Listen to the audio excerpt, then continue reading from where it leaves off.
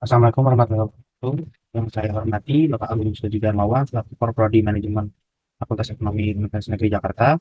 Saya hormati Bapak Gatot Fauzi Rahmat selaku pembimbing akademik praktik kerja lapangan. Yang saya hormati staf dan jajaran manajemen FEUNJ yang tidak bisa saya sebutkan satu persatu. Pada kesempatan kali ini saya ingin mempresentasikan laporan praktik kerja lapangan yang saya lakukan di Divisi Creative Communication Officer di Maritim Muda Nusantara. Latar belakang dari dia dilakukannya praktik kerja lapangan ini yaitu seiring perkembangan zaman yang terjadi saat ini berkembang pula pola pikir manusia dalam menciptakan inovasi inovasi baru. Di mana salah satunya pada aspek manajemen pemasaran yaitu menciptakan dan mengomunikasikan pemasaran suatu produk berupa barang atau jasa pada konsumen yang dilakukan dengan cara branding. Dalam hal ini, sumber daya manusia merupakan sumber daya utama untuk melakukan kegiatan tersebut. Salah satu hal yang dapat dilakukan adalah dengan memberikan kesempatan kepada mahasiswa untuk mengikuti kegiatan program praktik kerja lapangan. Saya selaku praktikan menjalani PKL sebagai Staff Creative Communication Officer di Maritim Muda Nusantara dengan tujuan mengembangkan pengetahuan dan keterampilan dalam lingkungan profesional guna meningkatkan branding Maritim Muda Nusantara. Maksud dari adanya praktik kerja lapangan adalah untuk menerapkan teori-teori dari mata kuliah yang telah dipelajari selama perkuliahan kepada perusahaan tempat PKL, lalu mendapatkan pengetahuan tentang bidang pekerjaan yang sesuai dengan konsentrasi yang diambil yaitu manajemen pemasaran, lalu mendapatkan pengetahuan kerja sebelum memasuki dunia kerja. Adapun tujuan dari diadakannya praktik kerja lapangan ini yaitu meningkatkan wawasan pengetahuan, pengalaman, kemampuan, dan keterampilan mahasiswa. Lalu untuk mendapatkan pengenalan perusahaan yang tujuh sebagai tempat pelaksana PKL dan mengetahui hal operasional beserta informasi yang didapat selama perusahaan. Lalu juga untuk mendapatkan pengalaman dalam bidang pemasaran yang diterapkan dalam satu perusahaan tersebut. Adapun manfaat praktik kerja lapangan untuk mahasiswa yaitu untuk melatih keterampilan, mempelajari dan mengenal dunia kerja. Untuk FEUNJ itu untuk mendapatkan umpan balik sebagai penyempurna kurikulum yang sesuai dengan kebutuhan instansi atau perusahaan. Lalu untuk perusahaan itu sendiri untuk membantu memenuhi kebutuhan tenaga kerja dan terjalinnya hubungan baik antar instansi atau perusahaan.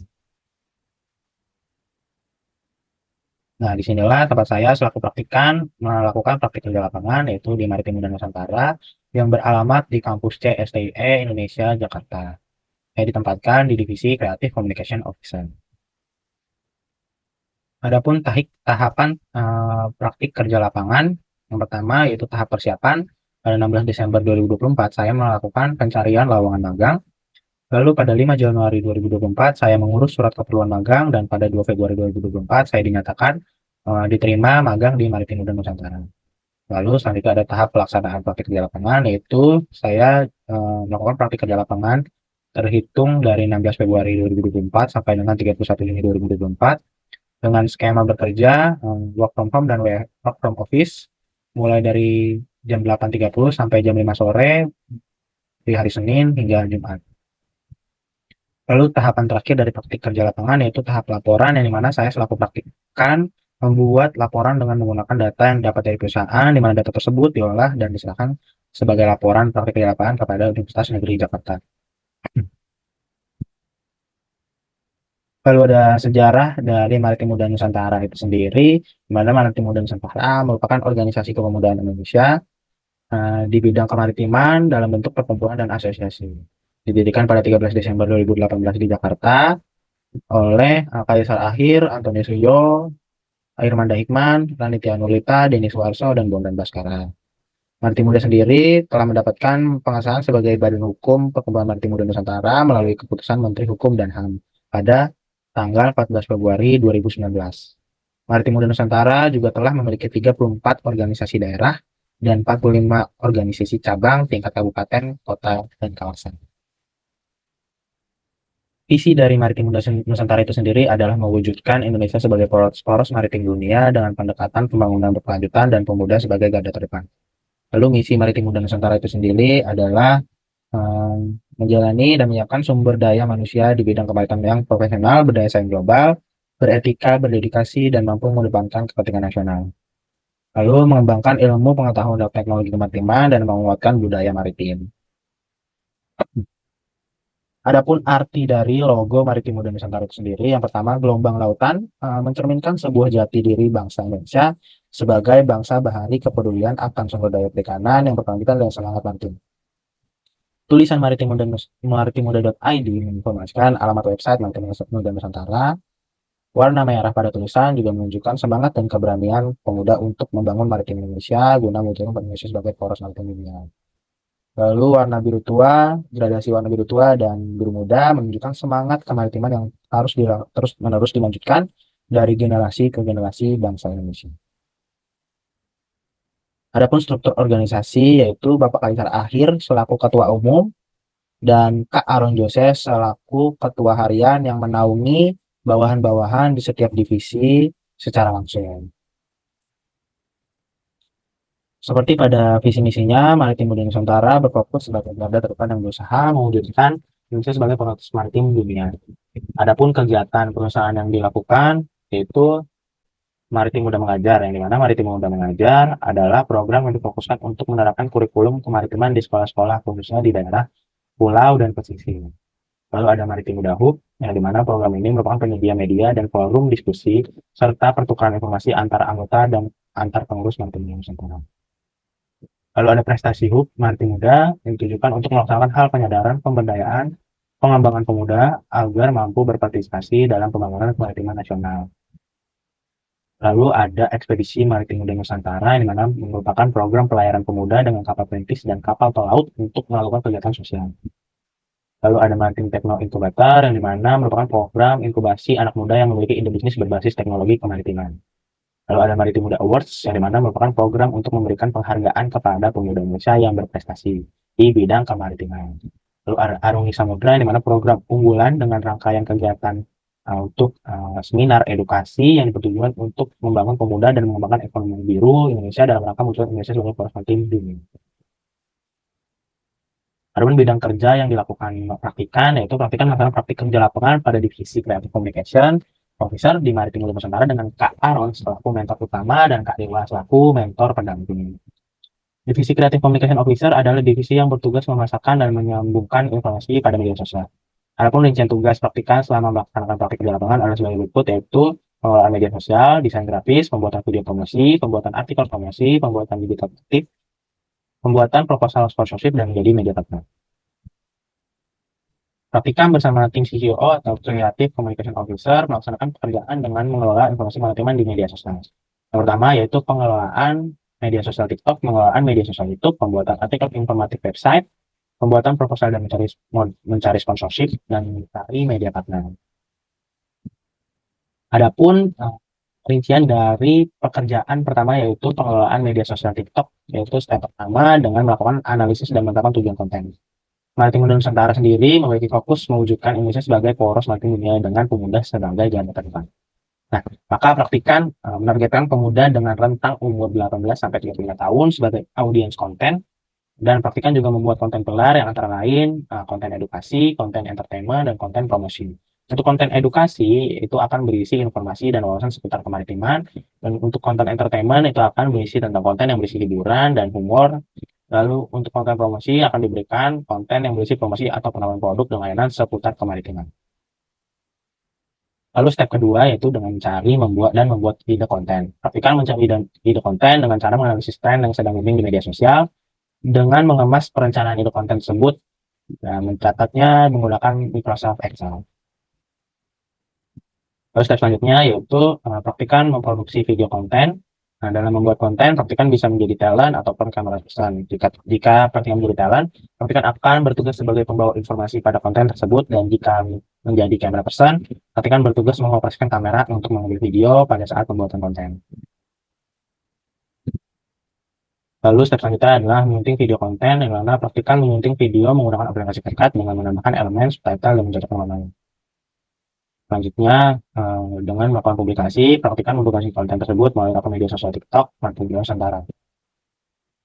Lalu step terakhir pada pengembangan media sosial TikTok ini yaitu menganalisis dan mengevaluasi. Praktikan di sini melakukan diskusi dengan mentor dengan menganalisa dan mengevaluasi konten yang dipublikasikan dan berdiskusi seputar interaksi audiens pada media sosial tersebut.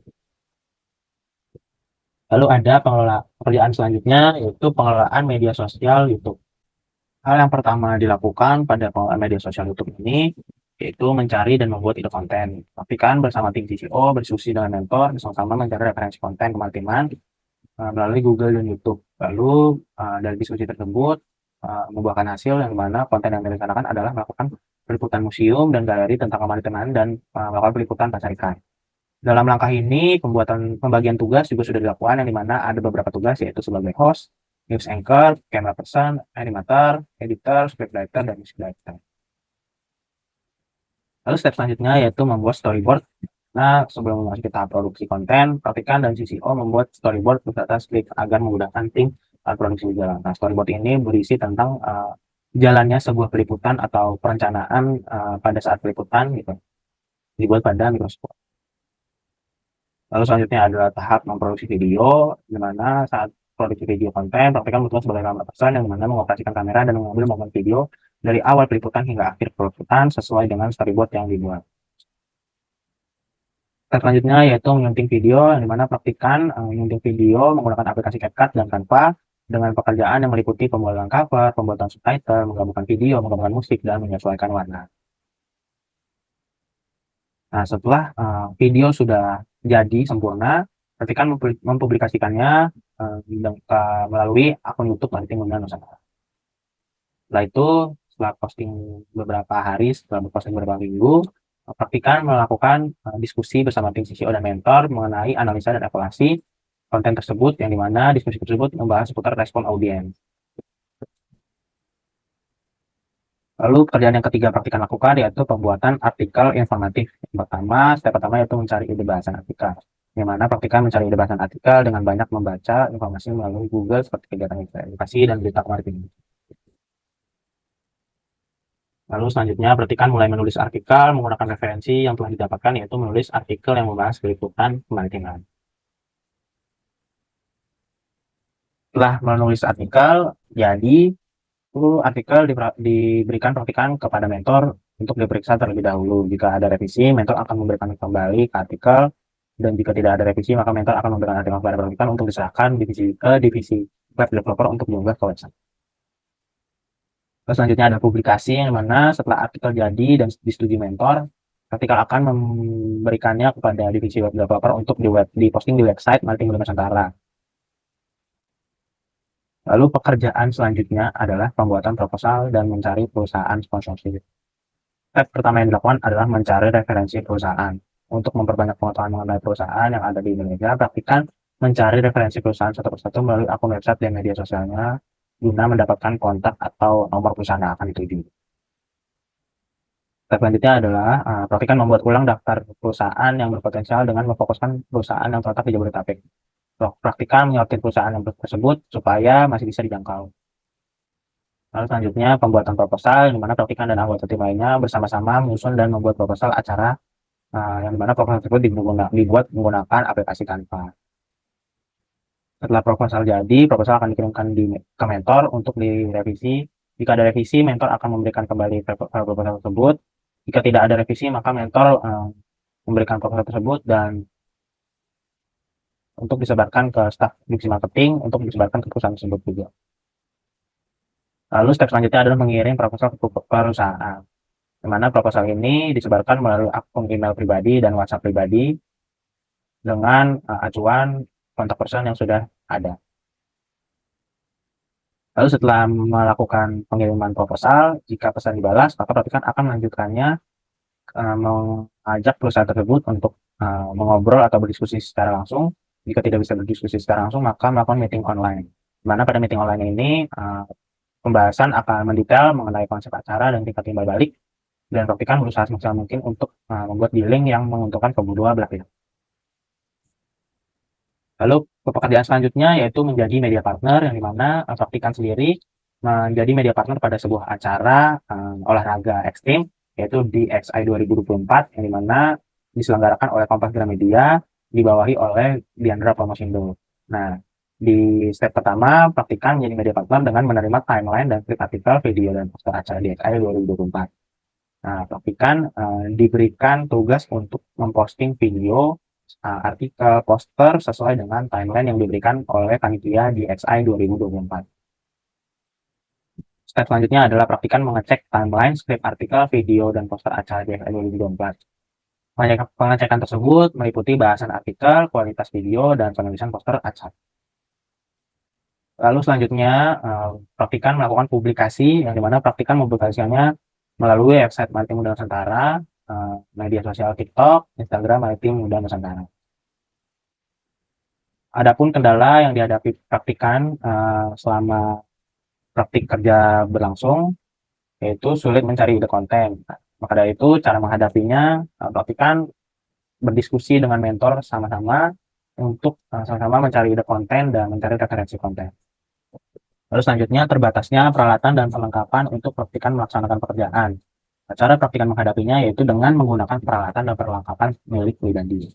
Lalu kendalanya sulit untuk berdiskusi secara langsung dengan perusahaan sponsorship. Nah, di sini praktikan melakukan negosiasi untuk melakukan meeting online agar tetap bisa berdiskusi dengan perusahaan sponsorship. Lalu jaringan internet yang tidak stabil, maka cara menghadapi praktikan yaitu dengan menggunakan internet pribadi. Dari praktik kerja lapangan ini, adapun kesenjangan teori dengan praktik itu tidak adanya pembelajaran mengenai pengelolaan media sosial. Pada saat masa perkuliahan, praktikan hanya mempelajari dasar-dasar tentang bagaimana cara memanfaatkan sosial media untuk melakukan pemasaran produk. Hingga pengetahuan praktikan mengenai tahapan untuk membuat content planning dan content production masihlah sangat minim. Namun, dalam melakukan pengelolaan media sosial ini, praktikan mempelajari hal baru yaitu professional writing skill, di mana memiliki tugas copywriting. Copywriting itu sendiri merupakan metode penulisan yang bertujuan untuk memasarkan produk pada konsumen secara halus dan menarik minat konsumen terhadap produknya. Selain itu juga praktikan juga mendapatkan ilmu baru dalam mempelajari bagaimana cara melakukan produksi konten, yaitu adalah ilmu editing video. Nah, adapun kontribusi praktikan terhadap perusahaan yaitu berhasil melakukan koordinasi dan turut mensukseskan acara sebagai media partner di JXI 2024.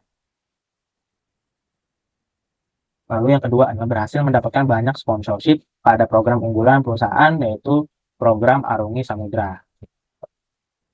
Lalu yang ketiga, praktikan juga turut ikut berhasil meningkatkan engagement pada media sosial Maritim Muda Nusantara.